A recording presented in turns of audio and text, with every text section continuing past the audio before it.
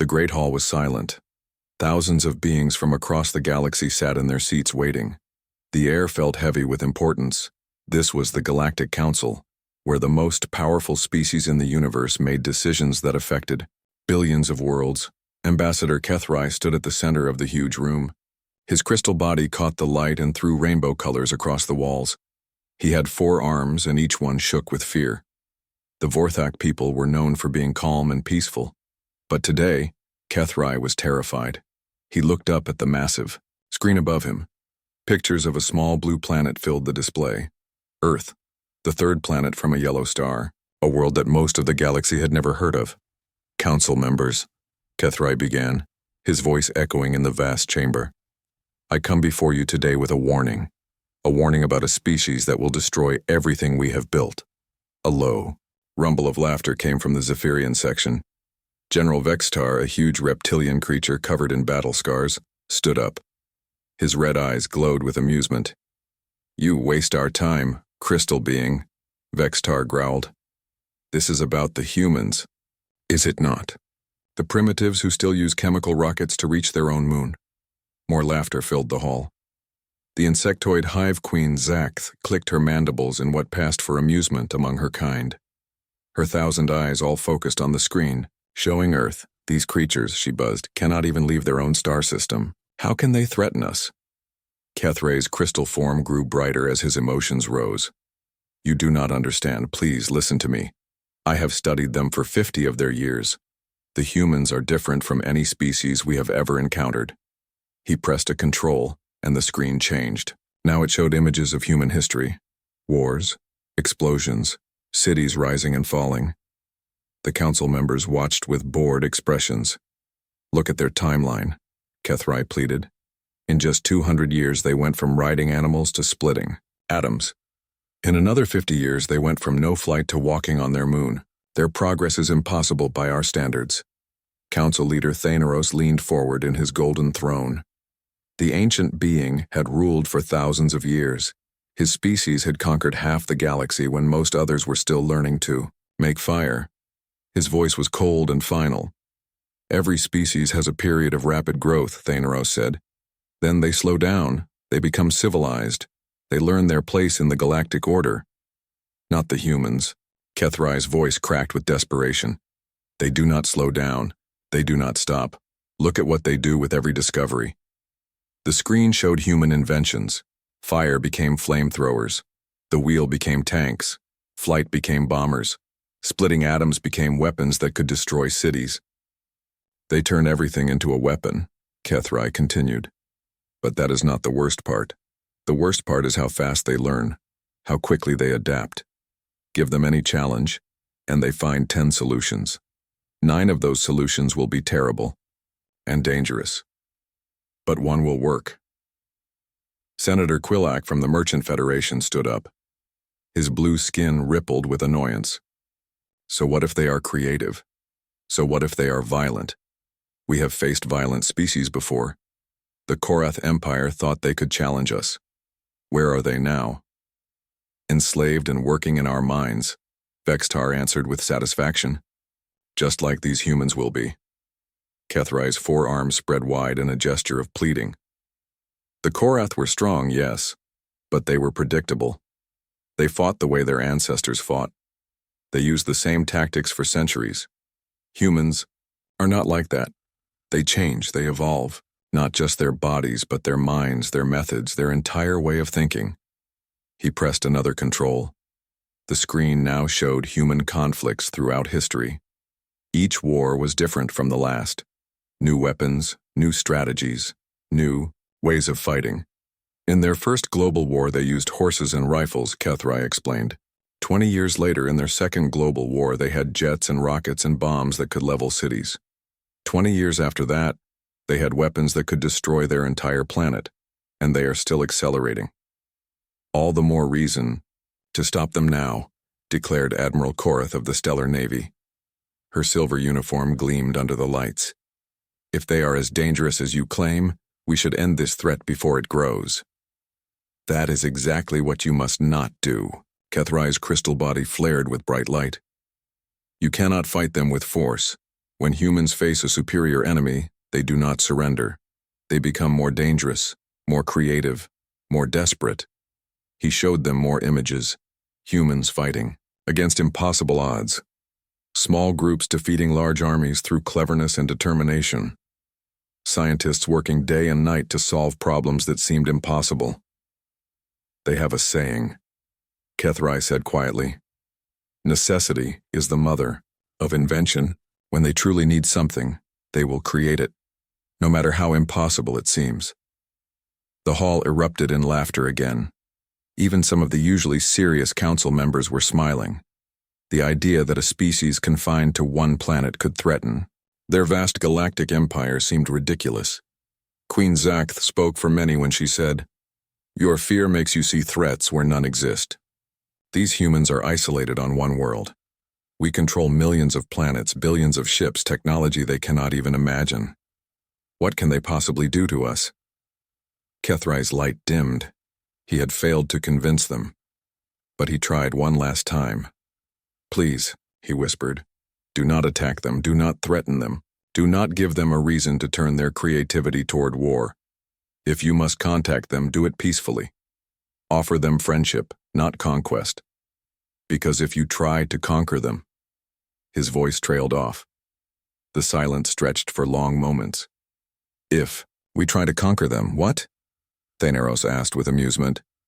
Kethrai looked up at the great leader, his crystal eyes reflecting the light like tears. If you try to conquer them, they will conquer you instead.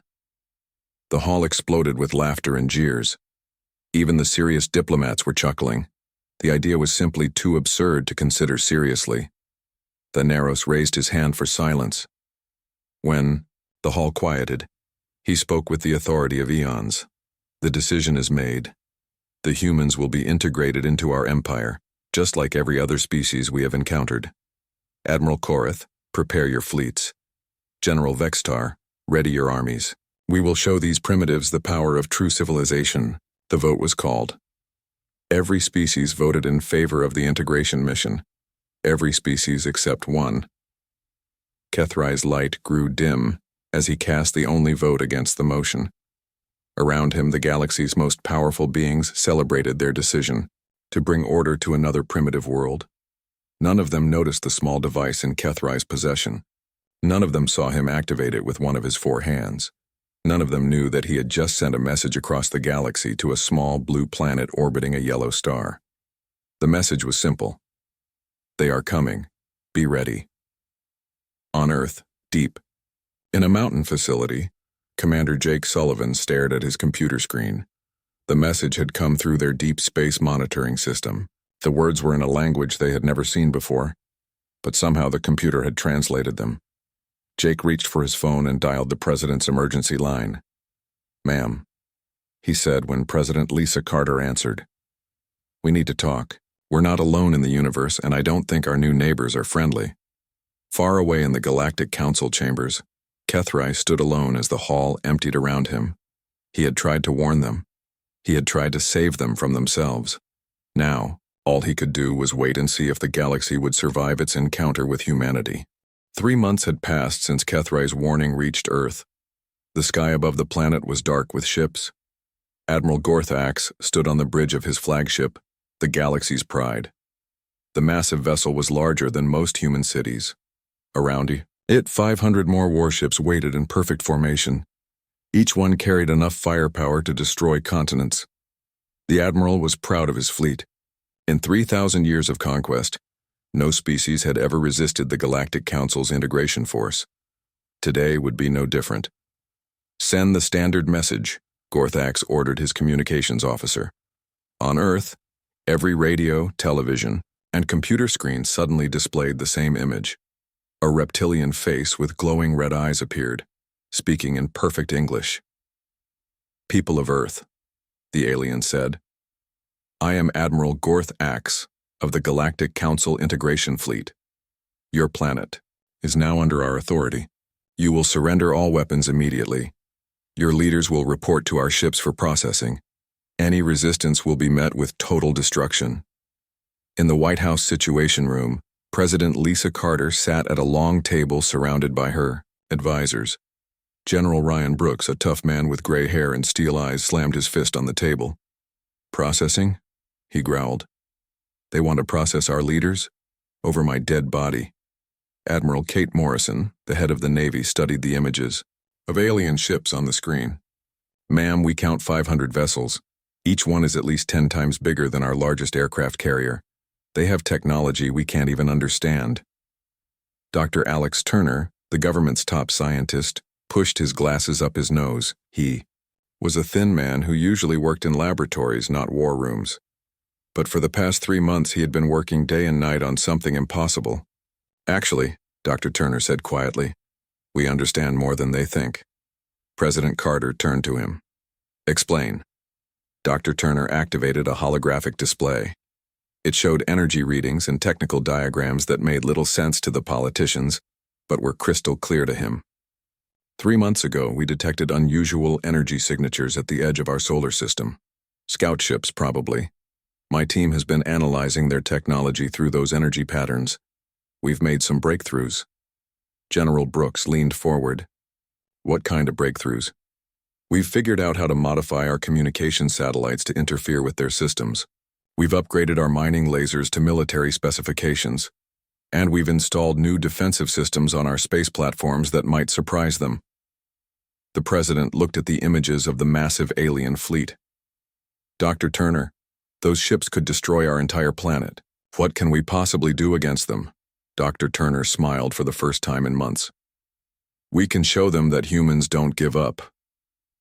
Admiral Gorthax was growing impatient. The humans had been silent for 6 hours since his ultimatum. Most species surrendered within minutes. Some took hours to organize their submission, but 6 hours was unusually long. Admiral, his sensor officer reported, we're detecting unusual energy readings from the planet's surface. What kind of readings? Unknown, sir. They appear to be... Wait. The officer's eyes widened. Admiral, the humans are targeting us. Gorthax laughed. Impossible. Their technology is primitive. They cannot even reach their own moon reliably. Sir, multiple energy sources are powering up on the planet's surface and orbital platforms. Before Gorthax could respond, beams of concentrated energy lanced out from Earth. The first beam struck a Zephyrian cruiser. The ship's shields flared and held. The second beam hit the same spot. The shields flickered. The third beam punched through and tore the cruiser in half. Across the fleet, alarms began blaring. 3 more ships exploded as modified mining lasers, powered by fusion reactors and guided by enhanced targeting systems, found their marks. How is this possible? Gorthax roared. Their weapons should not be able to penetrate our shields. His science officer was frantically checking readings. Admiral, they're not using standard energy weapons. They've modified industrial equipment. The beams are focused through crystals we've never seen before. The frequency is completely unexpected, on I. Earth's orbital platform Alpha 7, Lieutenant Amy Richardson worked frantically at her control station. The young engineer had spent weeks learning how to turn mining equipment into weapons. Now she was proving that human creativity could overcome alien technology. Target acquired, she called out. Firing sequence 3 Alpha. Another alien ship died in a ball of fire. But the aliens were learning fast. Their shields began adapting to the new frequency. Return fire started raining down on Earth's positions. We can't keep this up, General Brooks said, watching the tactical display. They're adapting to our weapons. Dr. Turner was already working on his next surprise. Then we give them something new to adapt to. Captain Steve Parker had been waiting his whole life for this moment. The test pilot sat in the cockpit of the New Horizon, humanity's first experimental spaceship designed with reversed-engineered alien technology. It wasn't much compared to the massive ships above Earth, but it was fast and small, and hopefully invisible to their sensors. New Horizon, you are cleared for launch, came the voice from Mission Control. Remember, your job is to capture, not destroy. We need their technology. Understood, Control. Beginning stealth approach. The New Horizon slipped away from Earth's shadow, its experimental cloaking system bending light around its hull. Parker had volunteered for this mission knowing he probably wouldn't come back. But if he could capture even one alien ship, it might give humanity the edge they needed. He found his target quickly. A small scout ship had separated from the main fleet, probably to get better sensor readings on Earth's defenses. It was perfect. Parker armed his ship's experimental weapons. They weren't designed to destroy but to disable. Net cannons that fired metallic mesh designed to tangle the alien ship's systems. Electromagnetic pulse generators that could shut down electronics. And, if all else failed, he had one very human solution. He was going to ram them. "Target in sight," Parker reported. "Beginning attack run." The scout ship never saw him coming. The New Horizons net cannon fired first, wrapping metallic cables around the alien vessel's engine pods. The EMP generator fired next, sending a pulse of electromagnetic energy through the cables and into the ship's systems. The alien scout ship went dark and began drifting. "Control. This is New Horizon. Package secured. Coming home." But Admiral Gorthax had seen enough. His fleet was under attack by primitives who should have been helpless. 3 ships destroyed, 1 captured, and the humans were still fighting. "Ships target the planet's cities," he ordered. "We will show them the price of resistance." Energy beams began raining down on Earth. New York, London, Tokyo, and other major cities erupted in flames. Millions died in the first few minutes of the bombardment. In the Situation Room, President Carter watched her world burn on the monitors. Tears ran down her face, but her voice was steady when she spoke. "Dr. Turner, whatever you're working on, we need it now." "It's not ready, ma'am. The alien ship Captain Parker captured, we've barely started studying it. Make it ready, we're out of time." Dr. Turner looked at the images of burning cities, then at the determined faces around him. Humanity was losing this fight, but humans had always been at their most dangerous when they were losing. "Give me 12 hours, he said. "You've got 6, the president replied. As Dr. Turner raced from the room, Admiral Gorthax watched the fires spread across Earth's surface. Soon the humans would surrender. They always did, once they understood the futility of resistance. But deep in hidden bunkers around the world, human scientists were working miracles.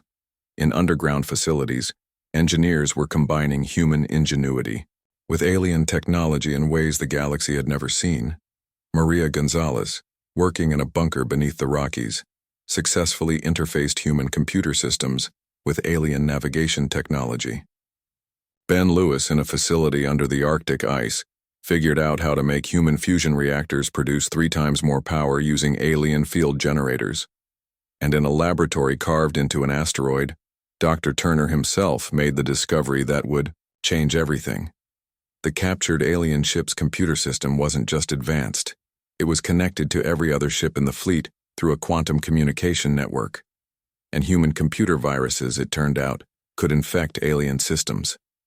"Amy," Dr. Turner called to Lieutenant Richardson, "how good are you with computer programming?" "Best in my class at MIT, sir." "Why?" Dr. Turner smiled grimly. "Because I want you to give the entire alien fleet a very bad day." The aliens thought they were fighting a primitive species armed with crude weapons. They had no idea they were about to face something far more dangerous, human creativity unleashed by desperation. The real war was just beginning. The alien bombardment had been going on for 3 days. Half of Earth's major cities were burning ruins. Billions of people had died. But in the underground facilities, human scientists worked without sleep. Lieutenant Amy Richardson sat at her computer terminal, her eyes red from staring at alien code for 72 hours straight. She had cracked their programming language in 2 days, something that should have taken years. Now she was creating something that no alien species had ever faced. "Dr. Turner," she called out, "I think I've got it." Dr. Turner rushed over to her station. Around them, other scientists and engineers worked frantically on dozens of projects. They were combining human technology with alien systems in ways that broke every rule of conventional science. "Show me," Dr. Turner said. Amy pointed at her screen. Lines of code scrolled by faster than most people could read, but Dr. Turner could see what she had created, and it was beautiful and terrible at the same time. It's a virus, Amy explained, but not like any virus we've ever made. Human viruses are chaotic, unpredictable, creative. Alien computer systems are logical, ordered, efficient. Their security systems are designed to stop logical attacks. But not creative ones, Dr. Turner finished. Exactly. This virus doesn't just corrupt data. It learns from each system it infects. It adapts. It evolves. And it spreads through their quantum communication network faster than they can disconnect it.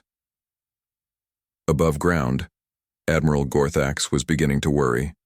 The human resistance was stronger than expected. Every time his ships destroyed one of their weapons, two more appeared. Every time they adapted to human tactics, the humans tried something completely different. Admiral, his communications officer reported, "We're receiving a transmission from the planet. Put it on screen." President Carter's face appeared on the main display. She was in a bunker somewhere, but her voice was clear and strong. "Admiral Gorthax," she said, "this is your final warning. Leave our system now or face the consequences." Gorthax laughed so hard that his bridge crew stepped back in alarm. "You are warning me? Human, look at your burning world. Look at your dead cities. You have lost this war before it truly began." "We've lost cities," Carter replied calmly. "We've lost people. But we haven't lost our will to fight, and we haven't lost our ability to surprise you. What could you possibly do to threaten this fleet?" Carter smiled, and something in that smile made Gorthax's blood run cold. "Computer, execute Amy's gift." The virus hit the alien fleet like a digital plague. It started in Admiral Gorthax's own flagship, spreading through the quantum communication network to every ship in seconds. Alien computer systems began shutting down, rebooting, and shutting down again in endless loops. "What is happening?" Gorthax roared. His science officer was frantically trying to understand the readings. "Admiral, our computer systems are under attack. But this is not a normal virus. It's learning our security protocols and creating new versions of itself faster than we can stop it." On the ship Talon's Edge, Captain Veltar watched his weapons systems turn against his own fleet. His guns swiveled and began firing on nearby ships. "All ships disconnect from the network," he ordered. But it was too late. The virus had already spread to every ship, and now it was learning to jump from system to system without using the network. It infected backup systems, emergency protocols, even life support computers. In the chaos, human ships began emerging from hidden positions. They were small compared to the alien vessels, but they moved with deadly precision. Captain Sarah Mitchell commanded the largest of them, a captured alien destroyer that human engineers had spent weeks modifying. "This is the Freedom Strike," she announced over the radio. "All human vessels begin attack pattern Omega." The human ships swarmed the alien fleet like angry wasps. They used tactics no alien had ever seen before. Instead of fighting ship to ship, they targeted specific systems: engines, weapons, life support, communication arrays. Colonel Danny Wade led boarding parties that seemed impossible even to attempt. His soldiers used small ships to dock with alien vessels while they were still fighting. Then they cut their way inside and fought hand-to-hand in the corridors. "Remember," Danny told his troops as they prepared for another assault, "these aliens have been conquering planets for thousands of years, but they've never fought humans before. Show them what that means." The humans fought like no other species the aliens had encountered. When their weapons broke, they improvised new ones. When their plans failed, they created new plans on the spot. When faced with impossible odds, they found ways to make the impossible work. Lieutenant Rick Hayes figured out how to use alien artificial gravity generators as weapons, crushing enemy soldiers with their own technology. Sergeant Kelly Brown discovered that human grenades could overload alien shield generators if thrown at just the right angle. But the real breakthrough came when Dr. Turner's team successfully reverse-engineered the alien hyperspace drive. "Amy," Dr. Turner called out, "how fast can you modify our virus to work with their navigation systems?" Amy Richardson looked up from her computer, exhaustion clear on her face. "Give me an hour. You have 30 minutes. Amy's fingers flew across the keyboard. Around her, other engineers were working to install the alien hyperspace drive into a human ship. Not a big ship, not a powerful ship, but one that could move faster than anything else in the system. Captain Jerry Nelson had volunteered to pilot the modified ship. It was basically a hyperspace drive strapped to a nuclear warhead with just enough life support to keep one person alive for a few hours. You understand this is a one-way mission? Dr. Turner asked him. Jerry nodded. Doc, my wife and kids died when they bombed Chicago. This is personal. The plan was simple and insane, which made it perfectly human. Jerry would use the hyperspace drive to appear inside the alien command ship's shields. The virus Amy had created would shut down their defenses. Then the nuclear warhead would finish the job. Virus upload complete, Amy announced. Captain Nelson, you're ready to go. Jerry's ship disappeared in a flash of light. 2 seconds later, it reappeared inside Admiral Gorthax's flagship. The alien crew had exactly enough time to realize what was happening before Amy's virus shut down their entire ship. Admiral, the science officer screamed. Human vessel has materialized inside our shields. It's carrying a primitive nuclear device. Gorthax stared at the small human ship sitting in his main hangar bay. Through the viewports, he could see the human pilot waving at him. Then the man's lips moved, and somehow Gorthax knew exactly what he was saying. Say hello to my little friend. The explosion tore through the flagship like paper. Admiral Gorthax and his entire command staff died instantly. The shockwave disabled dozens of nearby ships and sent panic through the entire fleet. In the confusion, Captain Sarah Mitchell led her captured alien ships in a devastating attack on the remaining command vessels. Human tactics and alien technology proved to be a deadly combination. All ships, this is Captain Mitchell, she broadcast to the surviving alien vessels. Your command structure is gone. Your computer systems are compromised. Your weapons are useless. I'm giving you one chance to surrender. The response came from Captain Veltar, now the senior surviving officer of the fleet. We do not surrender. To primitives, he snarled. Then you die like idiots, Sarah replied. The battle that followed was unlike anything the galaxy had ever seen. Human creativity met alien technology and produced results that defied every military manual ever written. Humans turned mining equipment into warships, communication satellites into weapons platforms, and their own captured alien technology against its creators.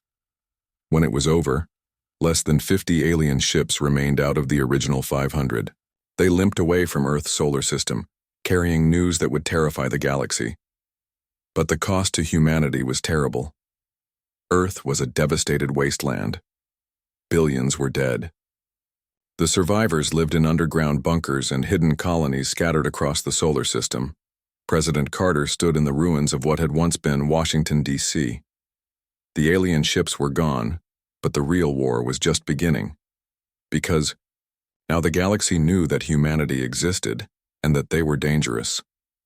Dr. Turner, she said into her communicator, how long before they come back? Dr. Turner's voice was tired but determined. They'll come back with everything they have, ma'am. The entire galaxy will want us dead now. Then we better be ready for them. Carter looked up at the stars, where more alien fleets were already gathering. How many ships can we build with the alien technology we captured? With what we've learned, given enough time and resources? Hundreds, maybe thousands. Then we build them.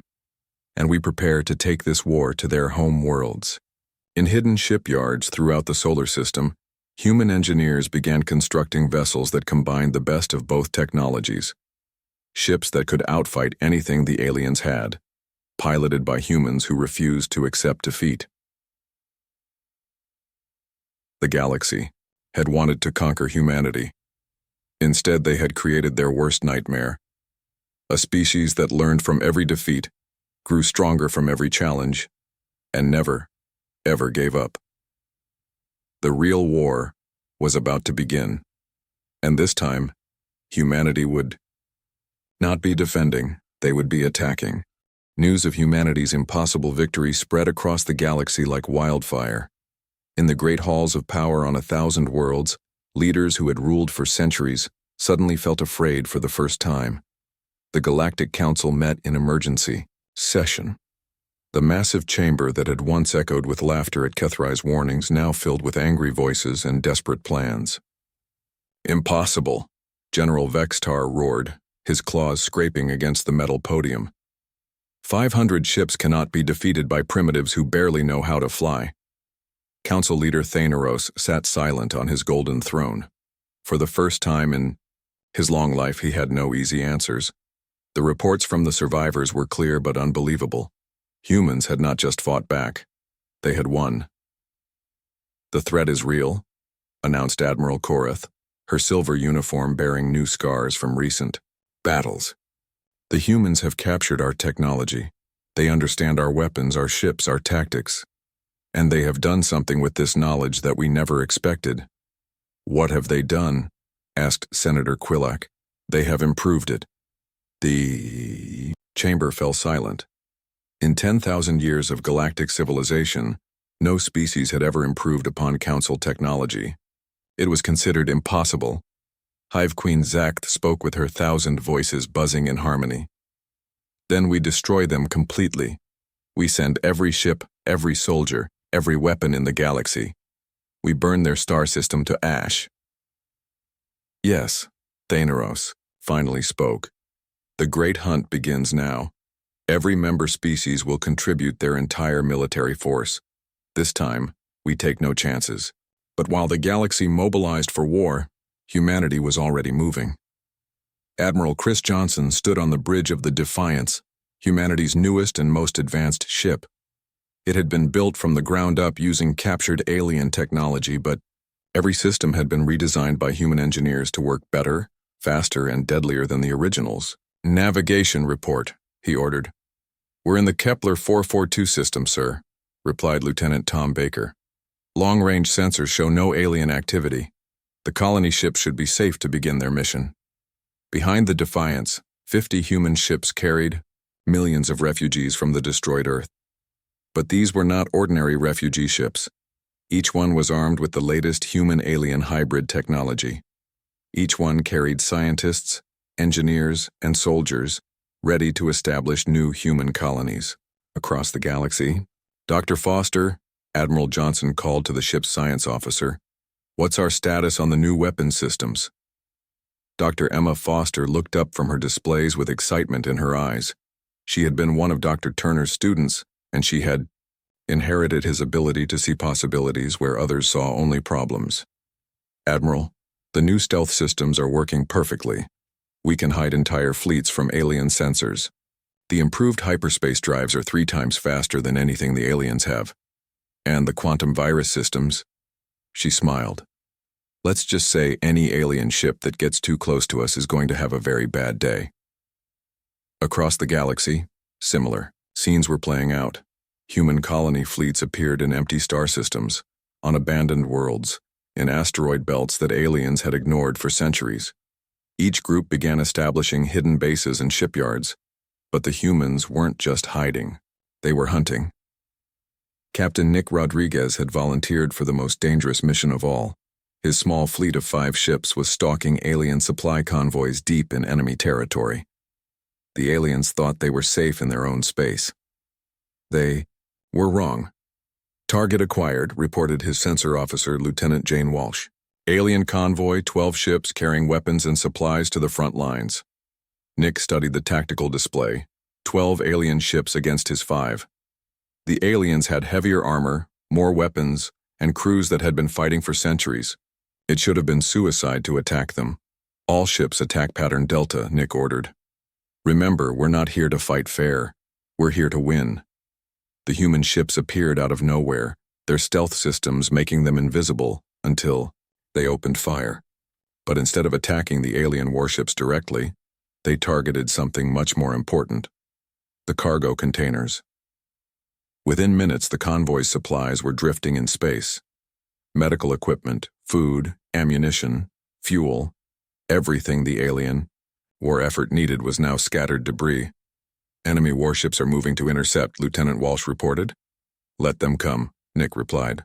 "All ships, execute Ghost Protocol. The human ships activated their new experimental cloaking systems and simply vanished. The alien warships found themselves shooting at empty space while human weapons fire came from directions that should have been impossible. How are they doing? This? Demanded the alien convoy commander. Our sensors show nothing, but his ships were dying one by one, picked apart by enemies they couldn't see or track. Within an hour, the entire convoy was destroyed. The human ships disappeared as quickly as they had arrived, leaving only wreckage behind.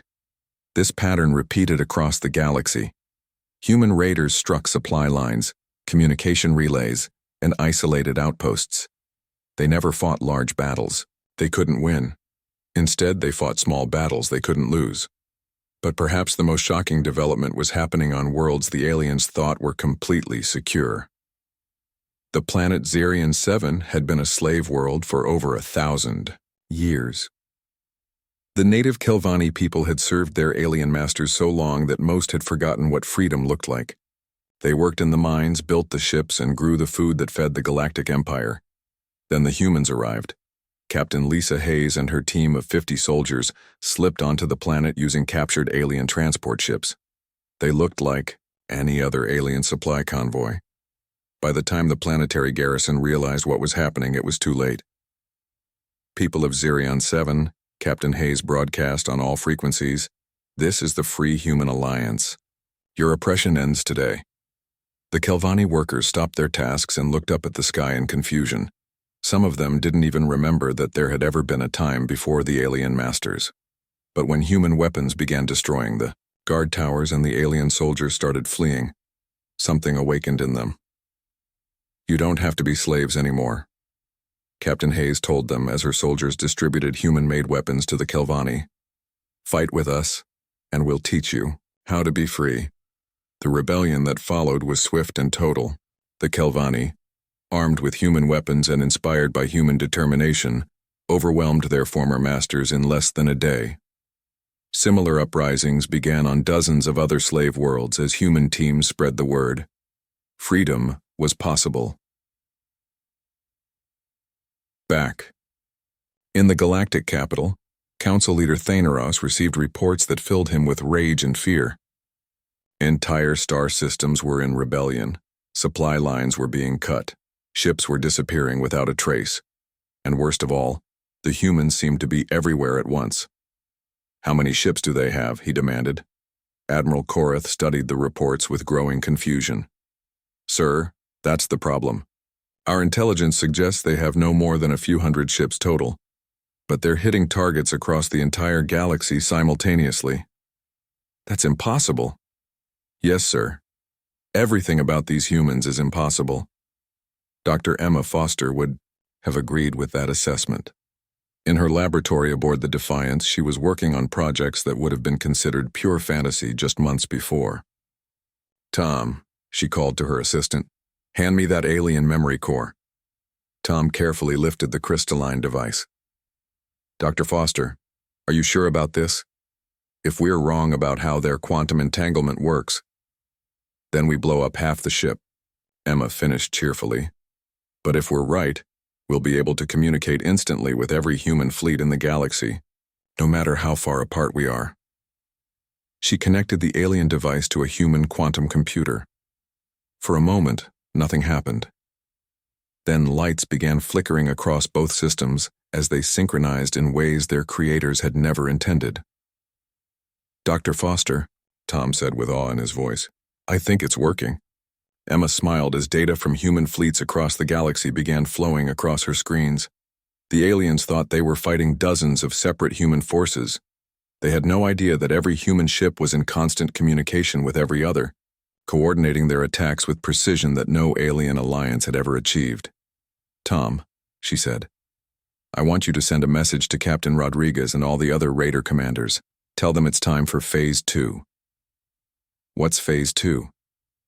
Emma's smile turned predatory. "We stop playing defense, we start hunting their homeworlds." The Great Hunt had begun, but not in the way the Galactic Council had planned. They thought they were hunting humanity.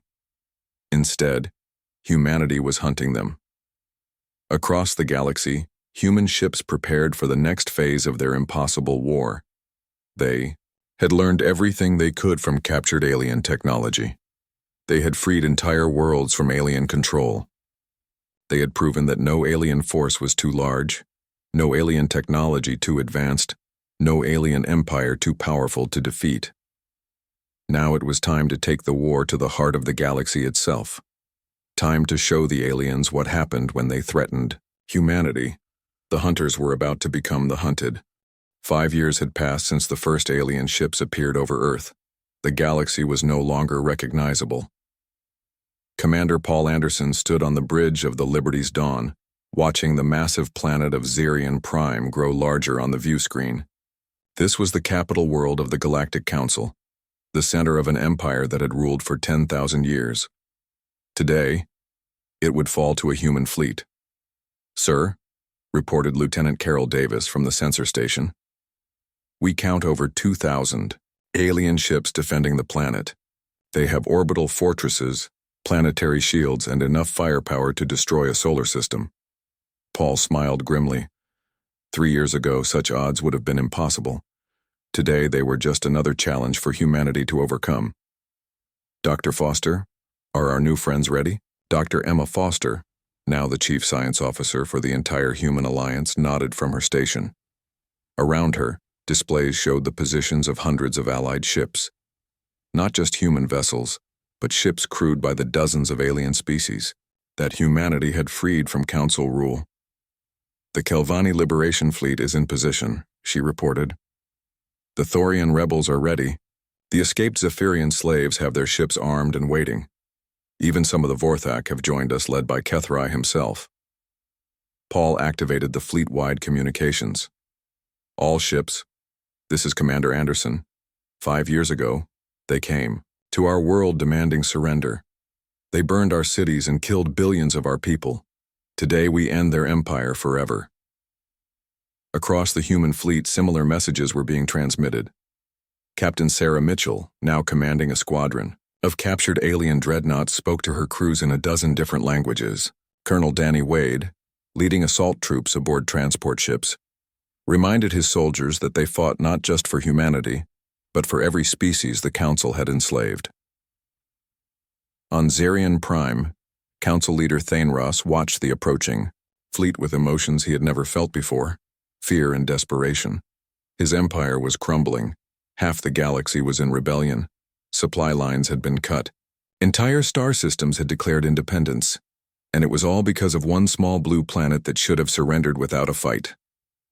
"Admiral Korath," he commanded, "deploy all defenses. Every ship, every weapon, every soldier. If we lose here, we lose everything." Admiral Korath nodded grimly. She had been fighting the humans for 5 years, and in that time she had learned to respect their abilities. But this was their capital, their strongest fortress. Surely here they could finally stop the human advance. "All units, prepare for battle," she ordered. The battle began with the largest exchange of firepower in galactic history. 2,000 alien ships opened fire on the approaching human fleet. Energy beams that could crack planets lit up space. Missiles that could destroy cities filled the void. The orbital fortresses around Xerion Prime added their own massive weapons to the bombardment. But the human fleet simply vanished. "Where did they go?" Thaneros demanded. "Unknown, sir," his sensor officer replied. "They were there one moment, gone the next. Our weapons hit empty space." Admiral Korath understood first. "Stealth systems. They've perfected their cloaking technology." She was right, but it was worse than she knew. The humans hadn't just hidden their ships. They had hidden their entire strategy. The real attack came from the planet's surface. For months, human agents had been infiltrating Xerion Prime. They looked like maintenance workers, cargo handlers, and low-level bureaucrats. But they were actually Special Forces soldiers armed with the most advanced technology humanity had ever created. Captain Jerry Wilson, who had spent 6 months posing as a janitor in the council chambers, activated his communicator. "Phoenix Team, this is Control, light it up." Across the planet, hidden human teams began their mission. They didn't attack military targets. Instead, they went after something much more important: the planet's infrastructure. Power plants exploded. Communication networks went down. Transportation systems failed. Within minutes, the most advanced world in the galaxy was plunged into chaos. "Sir," Admiral Korath's communications officer called out, "we're losing contact with the surface. Something is disrupting our entire network." But that was just the beginning. As the planet's defenses fell into confusion, the human fleet reappeared. They struck with precision that no alien force had ever achieved, targeting specific ships and systems while avoiding others entirely. "How do they know exactly which ships to hit?" demanded a council member who was watching the battle from a bunker deep underground. Dr. Emma Foster could have answered that question. For years, human scientists had been studying captured alien computer systems. They knew how every alien ship was built, how every weapon system worked, and most importantly, how to turn alien technology against itself. "All ships, execute Program Omega," she transmitted.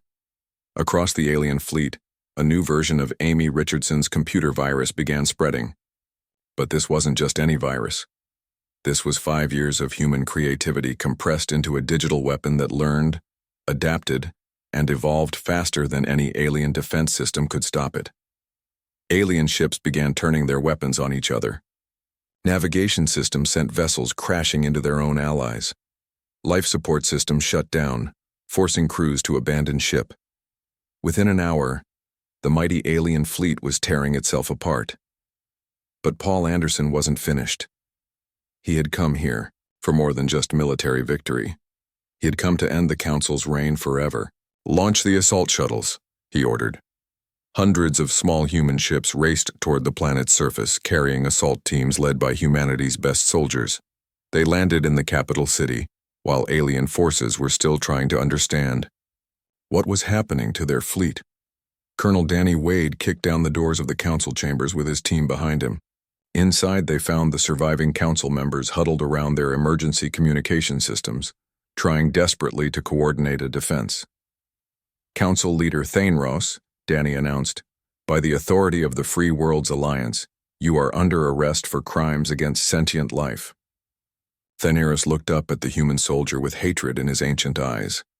"You cannot do this. I have ruled this galaxy for longer than your species has existed." "That's exactly the problem," Danny replied. The fall of Zerion Prime sent shockwaves across the galaxy. The species that had ruled for 10,000 years had been defeated by primitives who had barely learned to fly 5 years earlier. But more than that, they had been defeated by an alliance of species working together as equals. In the rebuilt chambers of the former council building, President Lisa Carter stood before representatives from hundreds of worlds. She was older, now scarred by years of war, but her voice was still strong. "Citizens of the galaxy," she began. "Today we establish the Free Worlds Alliance. No species will rule over another. No world will be enslaved. No people will be forced to serve masters they did not choose."